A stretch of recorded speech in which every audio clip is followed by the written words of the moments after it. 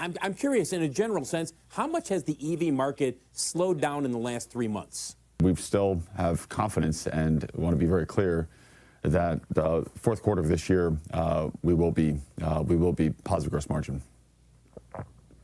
As you know, we're the only one in the world that has the whole lineup of vehicles from A segment to the E segment. All that and more. So let's get to it. Tesla stock is down in the pre-market a little over 1%, sitting at $195.39. For the week, the stock is down almost 4%, 8% for the month. And looking at the year-to-date chart, Tesla stock is down over 20%. I got a protective put that expires today. With all the negative news about EVs, I think we're gonna let that ride for a little while here on Friday. Might even place a few zero-day option trades. I'd love to see Tesla go higher today, but I'm of the mind that it is going to fall. Shares of EV maker Rivian deep in the red this morning. This after the company reported fourth quarter results. And Phil LeBeau joins us now with the company's CEO. Phil. Thank you, Andrew. Let's bring in RJ SCARINGE. RJ, it was a rough report for you guys. Let's be blunt. Plus, you announced 10% of your salaried workforce is going to be laid off as you guys are cutting your costs. I'm curious, in a general sense, how much has the EV market slowed down in the last 3 months? Yeah, I mean, we've seen historically high interest rates, and we've, along with a lot of the geopolitical uncertainty, particularly for higher-priced products, you know, in the premium segment. We're seeing the effect of interest rates, the effect of uncertainty, really impact how people are thinking about purchase decisions, and it led us to accelerating the launch of our standard pack to make sure that we have our full portfolio of products available.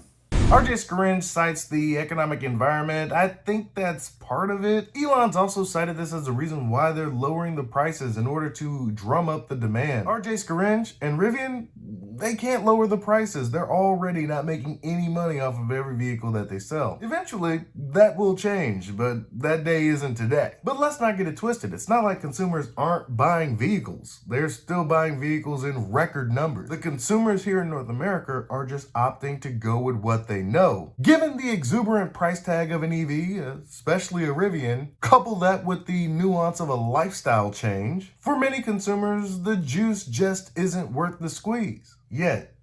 You look at where the market is right now, your guidance for building 57,000 vehicles this year is well below what the street was expecting at 81,000. Where's the disconnect? Did the market, I mean, we've been talking about the market slowing down. Why did analysts miss it by such a wide margin? Well, our R1T, R1S products, these are our flagship products. They have been performing really well relative to the market. So we have the best-selling electric vehicle with a price point of over $70,000. And so, as I said, the impact of interest rates is impacting the whole segment. The whole call it premium segment. But relative to the rest, we still have the best-selling product in the market. And so, as we look at 2024, we have a few things playing out. One is we're making a number of changes to the way we operate our plant, as well as our material costs, our bill of materials. And we'll be shutting down the plant for several weeks in the second quarter to make these changes. So that's an interruption to production. And then we're being very realistic just around the overall number of vehicles being purchased at these price points, in the price range of over $70,000. But as far as premium products go, we do have the best-selling EV in the United States today. All I have to say about that shutdown is it better reap some rewards when it comes to profitability when it comes to that R1 platform. Rivian is effectively walking a minefield at this stage of the game. Any wrong step could lead to irreparable damage. Let's talk about some numbers. You lost $43,000, roughly speaking, per vehicle that you built in the fourth quarter. About a $12,000 increase in the amount lost compared to the third quarter. Damn! And I know you outlined some of the changes that you're making in terms of cutting your costs. Mm-hmm. Is it realistic to think that you can get back or get to some type of a profit, positive profit margin in the fourth quarter, given the losses where they're at right now?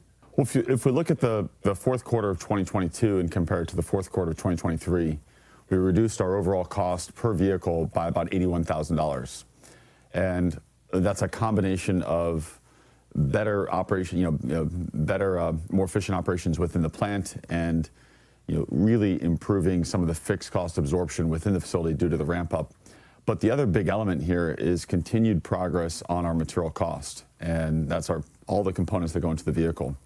And so the shutdown that I just referred to, that we're going to be making these pretty significant changes across the vehicle in terms of cost structure, in terms of componentry, that is going to be a huge enabler for us to get to positive margin. Think about that. A year ago, they were losing over $100,000 per vehicle sold.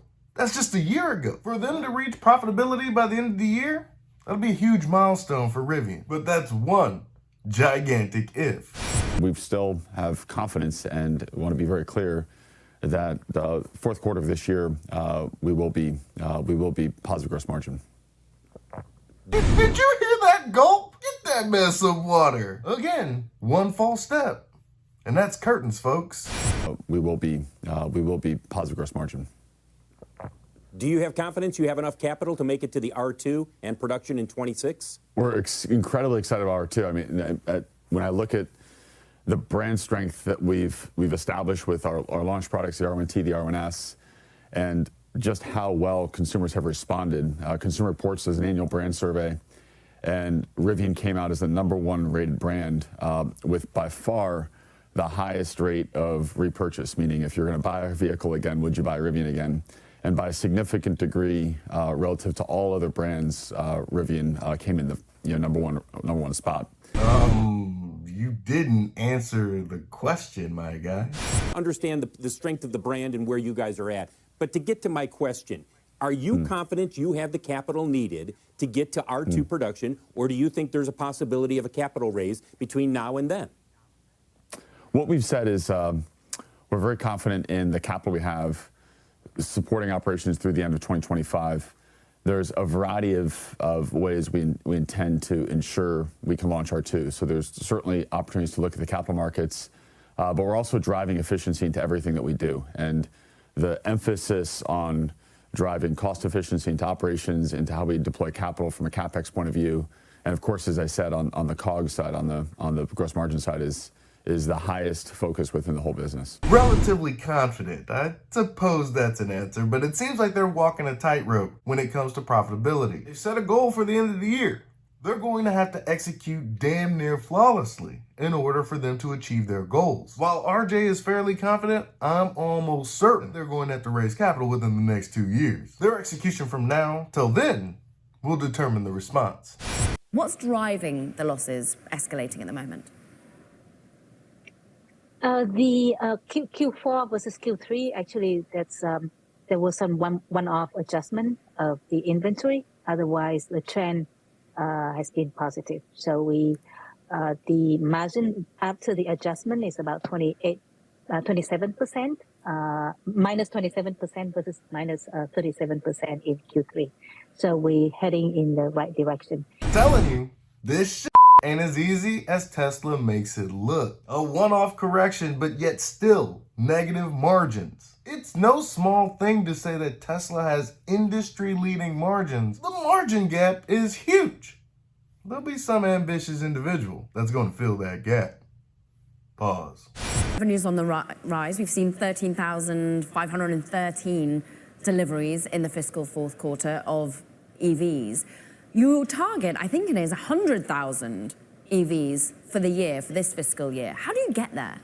That's some insane growth if they could get to 100,000. Big question is, can they? The more EVs you produce, the greater chance you are at getting to profitability. That whole economies of scale jazz. Focus on making the best product you possibly can, getting consumers in those seats, retaining those consumers, and have them grow your customer base. I mean, it sounds easy, but like I said before, this is easy as Tesla makes it look.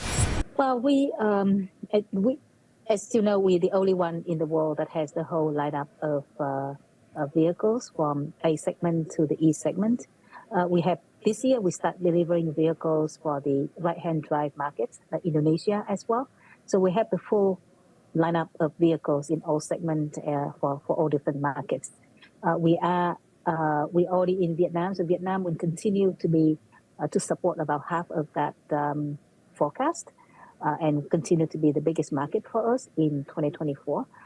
The rest of it spread over across North America, Europe and Middle East, and Asia as well. So we believe that with our lineup of vehicles, our access to all different markets, we should be able to get to achieve the forecast. Any car can get you from point A to point B, but it's the Tesla software that makes the difference. The first automaker that chooses to license Tesla software, that'll be one gigantic leap that they've decided to be around in the next decade. In conclusion, it's pretty rough being an EV startup at the moment. We're in a high interest rate environment. The road to profitability is filled with pitfalls and landmines. This shit is arduous. So arduous, in fact, you have to wonder, is the juice worth the squeeze? But when you gaze up at the mountaintop and you see Elon Musk, Tesla and crew, industry-leading margins, absolutely dominating the auto industry, you look up on that mountaintop and you're like, there might be some space for me up there. And you keep pushing through. The EV transition is going to topple a lot of legacy auto giants. Distracted by internal combustion engine profits, they're only going to be half it through this entire process. There is no half. You gotta use your full. Persevere when everyone else is telling you that this is foolhardy. Tesla is the role model that every automotive company doesn't want, but desperately needs. That's all I got for you today. Be easy.